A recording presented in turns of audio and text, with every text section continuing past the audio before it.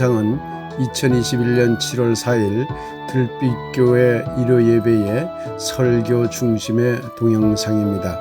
설교 제목은 개떡도 감사했습니다만입니다. 말씀과 함께 행복한 한 주 보내시길 기원합니다. 오늘의 말씀을 함께 읽겠습니다. 레위기 23장 22절에서 22절 말씀을 먼저 보도록 하겠습니다. 이날에 너희는 너희 중에 성회를 공포하고 어떤 노동도 하지 말지니 이는 너희가 그 거주하는 각처에서 대대로 지킬 영원한 규례니라. 너희 땅에 곡물을 벨 때에 반 모퉁이까지 다 베지 말며 떨어진 것을 줍지 말고 그것을 가난한 자와 거류민을 위하여 남겨두라. 나는 너희의 하나님 여호와이니라. 이번에는 요한복음 6장 9절에서 10절입니다. 여기 한 아이가 있어 보리떡 5개와 물고기 2마리를 가지고 있나이다. 그러나 그것이 많은 사람에게 얼마나 되겠사옵나이까. 예수께서 이르시되 이 사람들로 앉게 하라 하시니 그곳에 잔디가 많은지라 사람들이 앉으니 수가 5,000명쯤 되더라.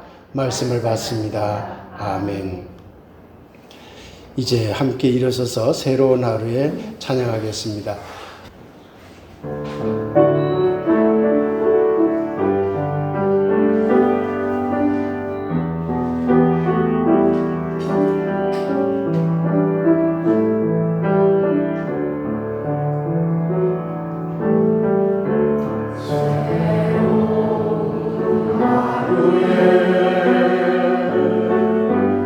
우리 몸이 주님 안에서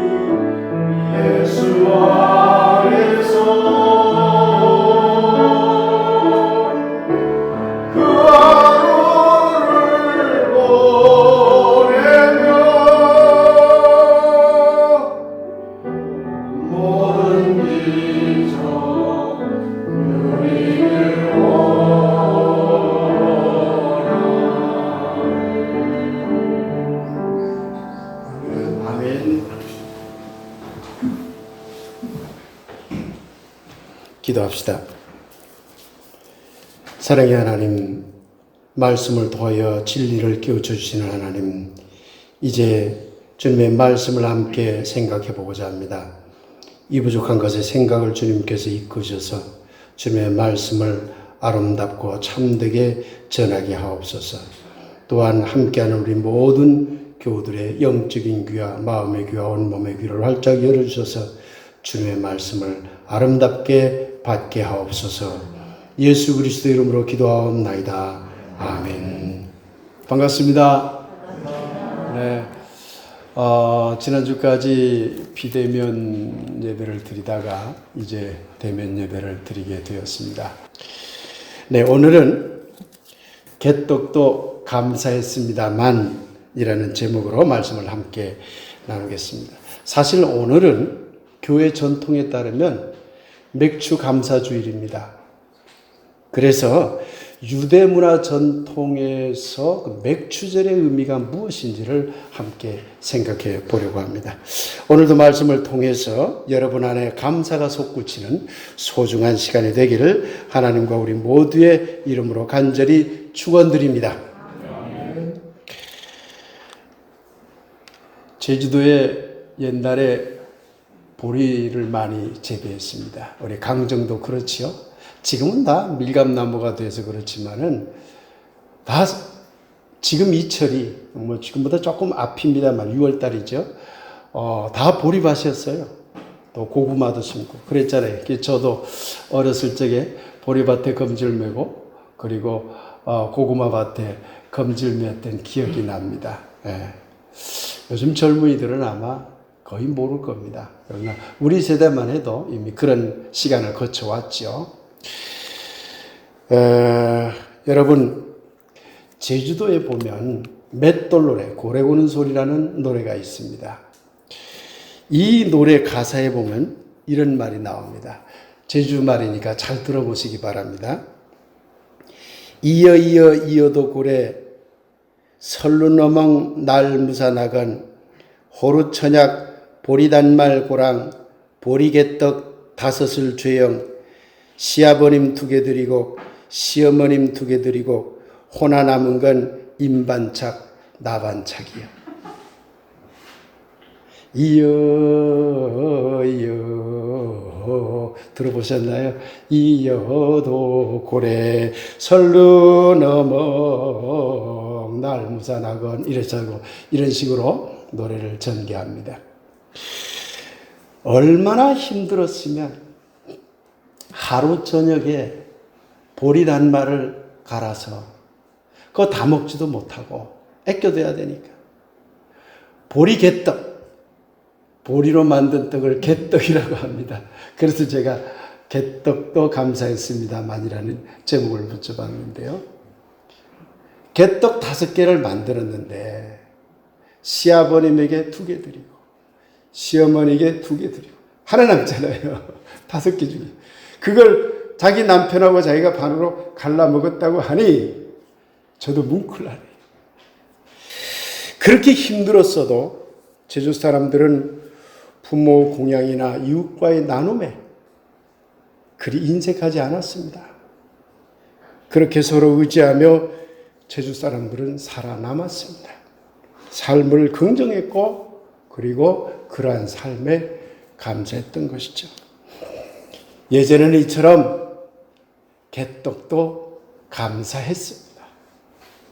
하지만 지금 우리는 어떤가요? 지금 우리는 우리에게 주어진 것들에 대해 얼마나 감사하고 있습니까? 오늘 이 질문에 우리 스스로 답을 찾아봅시다. 유대 지방에는 다양한 명절들이 있습니다. 출애굽기 23장에 보면 대표적인 명절 3가지를 꼭 지키라고 하고 있어요.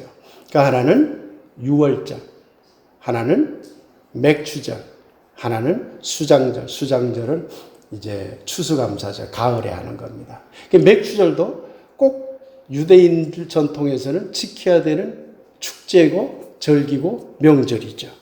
오늘 함께 읽은 레위기 본문은 맥추절의 의미를 담고 있는 본문입니다. 지금이 바로 맥추절기이기 때문에 이 본문을 제가 선택해 본 겁니다. 21절에 보면, 오늘 읽었던 본문 21절에 보면 맥추절에는 아무 노동도 하지 말고 거룩한 모임 성회에 참여하라고 했습니다.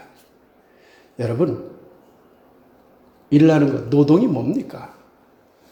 노동이라고 하는 것은 자기 소유를 확보하는 행위입니다. 왜 일하지요? 자기 것을 얻기 위해서 일하는 거잖아요.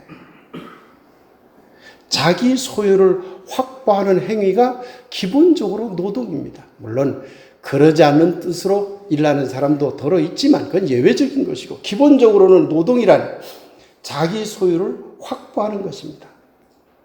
그런데 레위기 오늘 본문 21절에 보면 그 노동을 멈추라고 하고 있어요.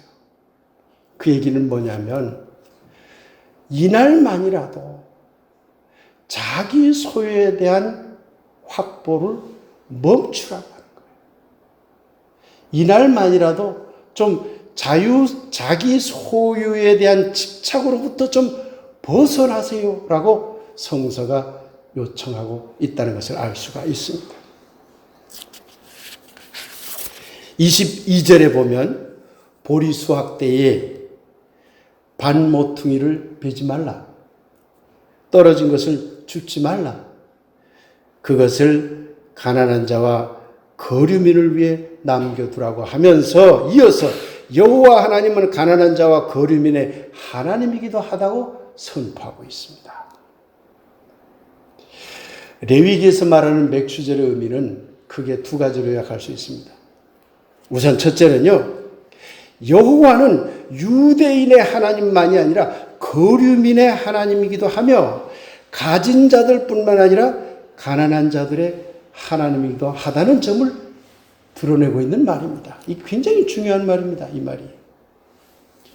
그리고 둘째는 자기 소유물에 대한 집착을 잠시 내려놓고 가난한 자와 거류민의 몫을 나누는 삶을 실천하라고 하는 뜻이 오늘 본문에는 들어있는 것입니다.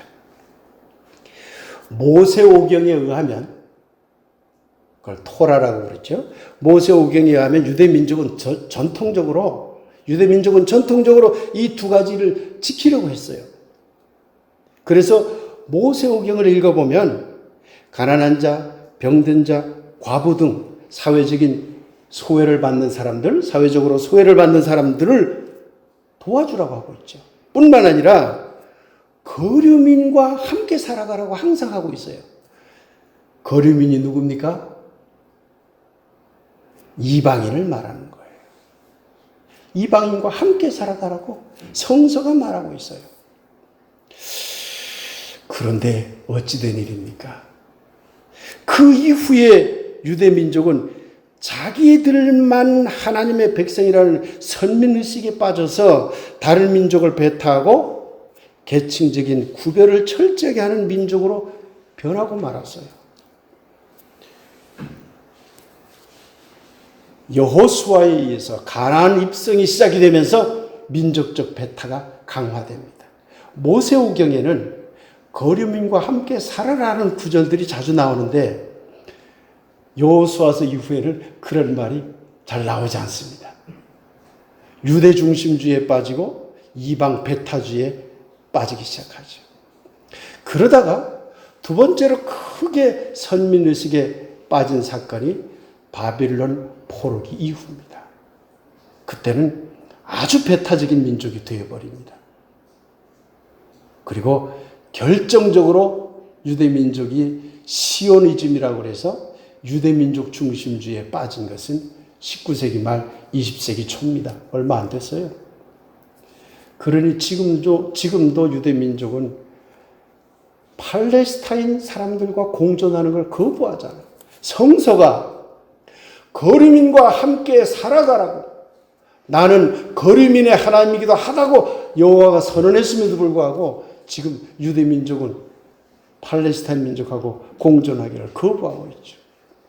언젠가 오늘 아마 몸이 아파서 못 나온 걸로 압니다만 유성민 집사님이 저에게 선물한 책, 팔레스타인 땅은 누구의 것인가? 그 책을 읽어보면 유대 민족이 얼마나 철저하게 팔레스타인 사람들을 못 살게 굴고 있는지, 쫓아내려고 하고 있는지를 알 수가 있습니다. 거류민을 배려하기는커녕 내쫓고 있는 거죠. 얼마 전에는 또 팔레스타인 민간인 지역에다가 엄청 폭격해가지고 수많은 사람 죽게 했잖아요. 참 안타까운 일입니다. 요한복음 6장 이야기로 들어가 보도록 하겠습니다. 너무나 유명한 오병이어 이야기입니다. 새삼 이 내용에 대해서는 설명하지 않겠습니다. 그런데 이 오병이어에 나오는 떡은 요한복음에 의하면 보리떡이라고 되어 있어요. 보리떡. 제주도 말로 하면 개떡이라는 말이에요. 개떡. 사실 개떡이 표준말입니다. 제주도에서만 쓰는 말이 아니라 보리개떡이라고 그러잖아요. 예수님 당시에는 이 보리개떡을 보통 사람들이 늘상 먹었어요. 아니, 늘상 먹지도 못했죠. 그것조차도 없어서 못 먹었어요. 그 보리개떡 5개가 오병이어의 기적의 주인공이 되는 것입니다.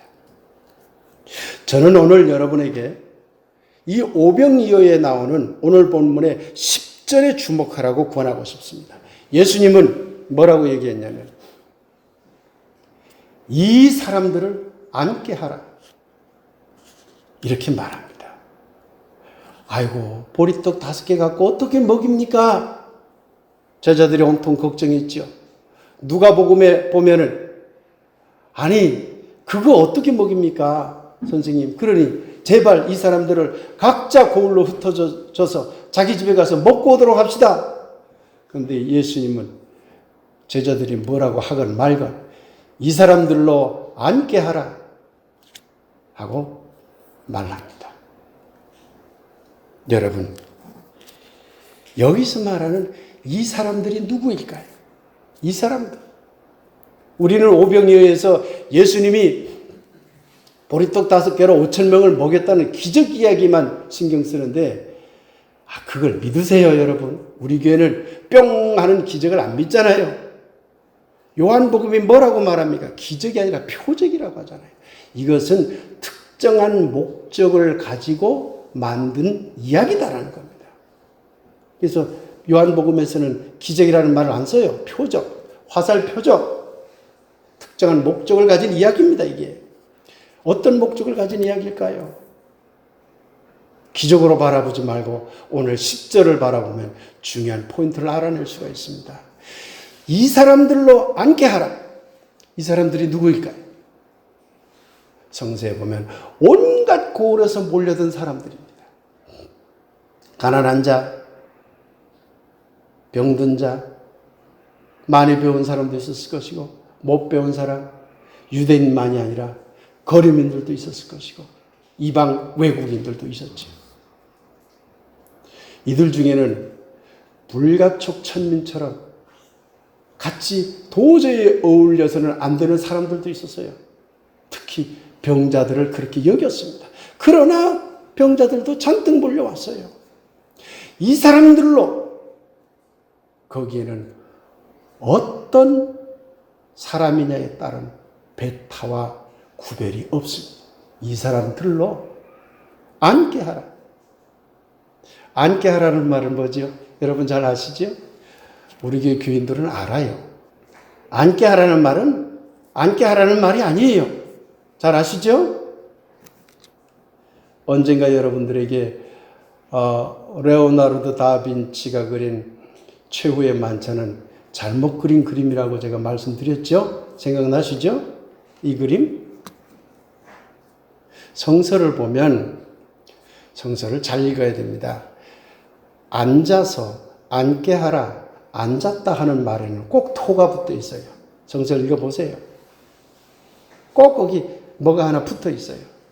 그 붙어 있는 걸 쫓아가서 보면 사실은 앉게 하라가 아니고 눕게 하라, 기디어 눕게 하라라는 뜻이라고 밝혀 있죠. 우리나라 사람들에게 기디어 눕게 하라라고 하면 이게 알아먹질 못하니까 앉게 하라라고 번역했을 뿐 본래 말은 기대어 눕게 하라는 말입니다. 왜 기대어 눕게 하라고 했을까요? 기대어 눕는 행동은 무슨 행동이죠? 유대인들에게? 그렇습니다. 딩동댕. 기대어 눕는 행동은 밥 먹을 때 하는 행동이에요. 밥 먹을 때 하는 행동. 그러니 이 그림은 버젓이 앉아서 이렇게 유대인들 밥 안 먹었어요. 이렇게 밥을 먹었던 거죠. 이렇게. 이 그림 기억나시죠? 유대인들이 밥 먹는 습관이 이거예요. 이렇게 기대어서, 비스듬히 기대어서 누워요. 그러고는 밥을 먹었던 거예요. 그러니 예수님이 이 사람들로 기대어 눕게 하라. 이 말은 뭐예요? 이 사람들에게 밥 먹도록 하라. 그 얘기예요. 밥 먹도록 하라. 밥 함께 먹자. 그 얘기예요. 다른 말 아니거든요. 여러분 꼭 기억하시기 바랍니다. 오병이어 이야기에서 중요한 말, 이 사람들로 앉게 하라. 아무 차별도 없이 밥 같이 먹읍시다. 그 얘기를 했던 겁니다. 요한복음 오늘 함께 읽은 이 이야기도 사실은 레위기 본문과 공통점을 가지고 있습니다. 이 사람들 아무도 차별하지 마라. 거류민도 함께 살아가도록 해라. 그 말이에요. 그리고 자기 먹을 것을 나눠라. 두 가지 이야기가 공통적으로 들어있는 것입니다. 그런데 지금 한국 교회는 어떤가요? 혹시 한국 교회는 자신들이 가진 물적, 영적인 자산들을 자기들끼리 또는 잠재적으로 선교 대상으로 삼을 수 있는 사람들에게만 나누려고 하고 있지는 않은가요?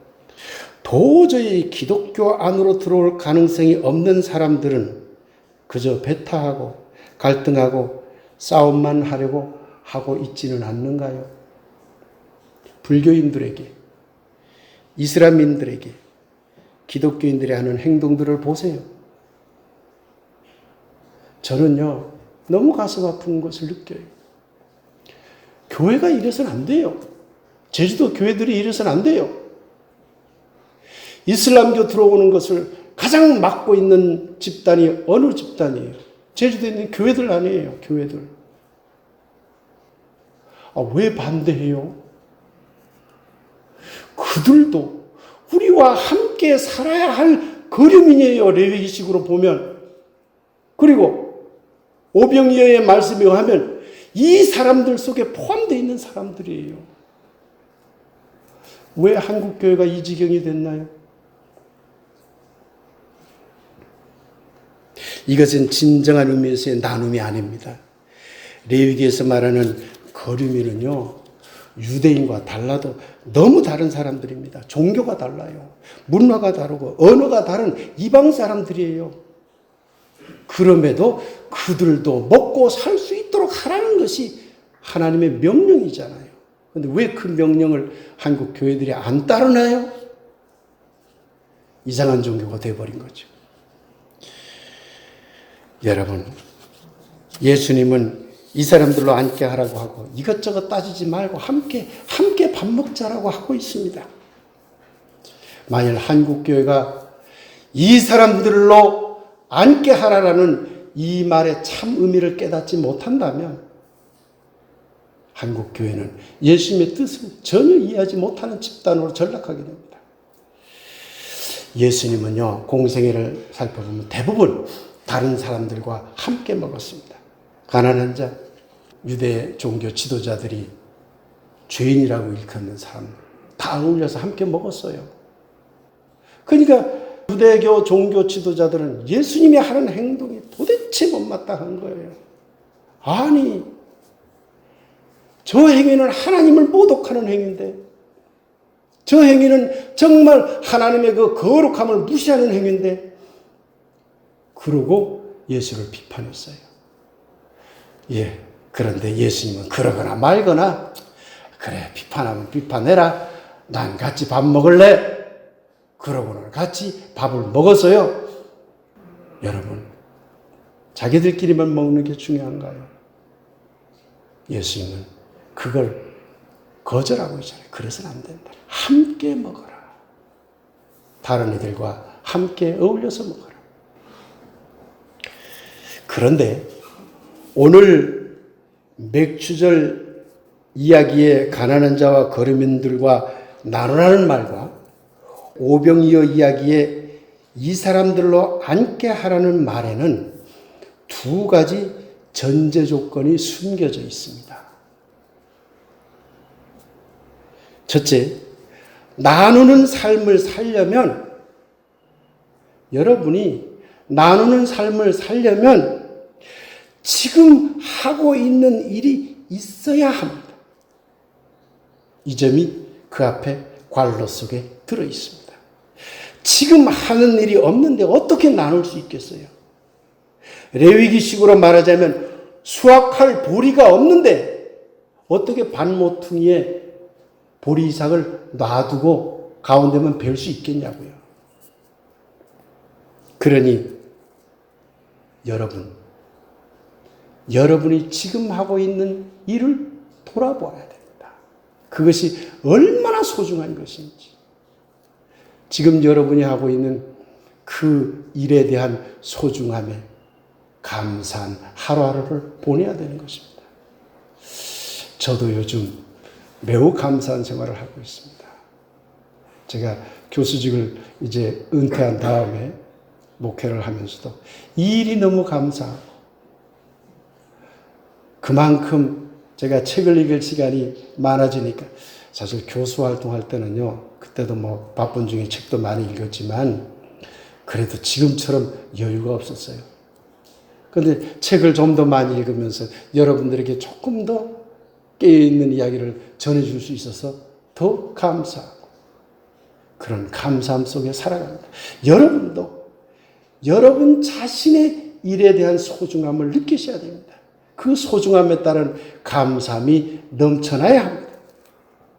두 번째로요, 거류민처럼 멀리 있는 다른 사람들과 함께 하려면, 우리와 달라도 너무나 다른 사람들과 함께 하려면 그 전에 괄호 속에 숨겨진 게 있어요. 지금 가까이 함께하고 있는 사람들이 있어야 합니다. 가까이 있는 사람들에게 먼저 감사하는 마음이 있어야 한다는 말입니다. 가까이 있는 사람들을 무시하고 무관심하면서 멀리 있는 사람을 돕겠다? 그건 위선일 뿐입니다. 사랑하는 여러분, 저 옛날 유대인들은 보리 개떡만으로도 감사했습니다. 우리도 얼마 전까지 바로 그 보리 개떡만으로도 감사했습니다. 하지만 지금 우리는 작은 것들에 대한 감사를 잊어버리고 있습니다. 내가 하고 있는 일에 대한 감사를 잊어버리고 있습니다. 또한 지금 우리는 가까이 있는 사람들에 대한 감사를 잊어버리고 있습니다. 여러분 자신을 둘러보면서 여러분이 하고 있는 일들에 대해 생각해 보시기 바랍니다. 얼마나 감사합니까? 여러분이 농사 짓는 일이든 직장에 다니는 일이든 그 한 포인트 한 포인트마다 여러분의 생명을 살릴 수 있는 먹거리를 주는 일들을 여러분들이 하고 있는 겁니다. 얼마나 감사한 일입니까? 여러분의 가족은 물론 옆자리에 가까이 있는 교우들을 둘러보시기 바랍니다. 한번 둘러보세요. 네. 얼마나 감사합니까? 다 서로 성격이 다르지만, 다 생각이 다르지만, 하는 일도 다르지만, 경우에 따라서는 신앙의 방향도 다소 다르지만, 그러나 여러분이 있기에 나도 있는 겁니다. 여러분 각자도 그런 겁니다. 그러니 얼마나 감사한 일입니까? 사랑하는 여러분, 레위기 말씀 의자에 말씀드리면 여러분이 잠시 일을 멈추고 이 예배에 참석한 것은 자기 소유를 확장하는 일을 잠시 멈추고 거룩한 모임에 참석한 것이 됩니다. 그렇기 때문에 이 예배 자체가 소유를 확장하려는 마음을 내려놓는 매우 소중한 시간임을 깨달아야만 합니다. 이 얼마나 또한 감사한 일입니까? 우리에게 그런 기회를 주는 거잖아요. 이렇게 감사하는 마음들이 쌓인다면 여러분은 저절로 여러분이 가진 것들을 멀리 떨어져 있는 거류민들에게까지 나누려는 넓은 도량을 가진 그리스도인으로 성장해 갈 수 있으리라 믿습니다. 이 사람들을 앉게 하라는 예수님의 말씀을 실천하는 여러분이 자연스럽게 되어가리라 믿습니다. 사랑하는 교우 여러분, 그리고 이 말씀에 함께하는 이웃 여러분, 내가 가진 작은 것에 대한 감사와 내 주위에 가까이 있는 분들에 대한 감사의 마음이 다시 새로워지길 간절히 기원합니다.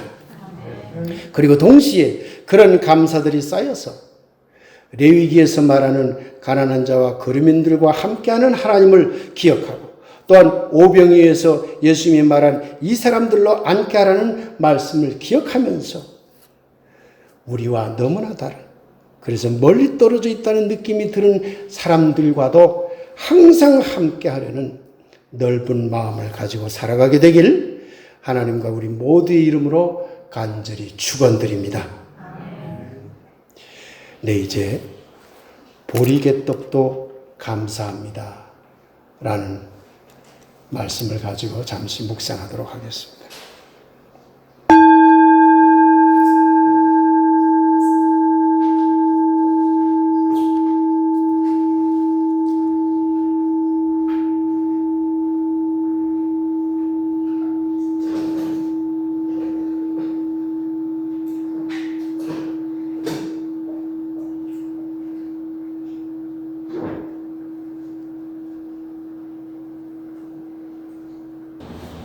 이제 모두 일어서셔서 에베소서 4장의 한 신앙 고백 노래를 함께 부르겠습니다.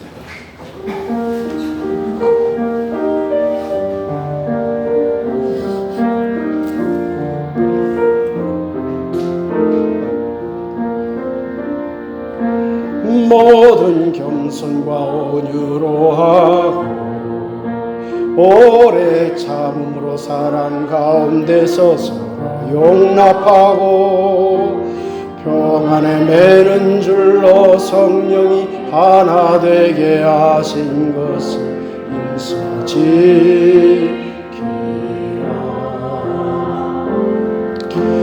하나님은 한 분이시니 곧 만유의 아버지시라. 만유 위에 계시고 만유를 통일하시고 만유 가운데 계시다는 말씀에 의지하여 만유 위에 계시고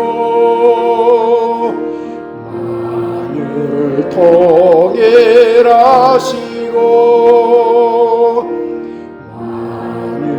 만유 안에 계시는 하나님을 믿으며 겸손과 온유와 인내와 사랑으로 서로 화해하고 평안을 바라며 한 마음으로 살아가는 것이 참다운 우리의 신앙임을 고백합니다.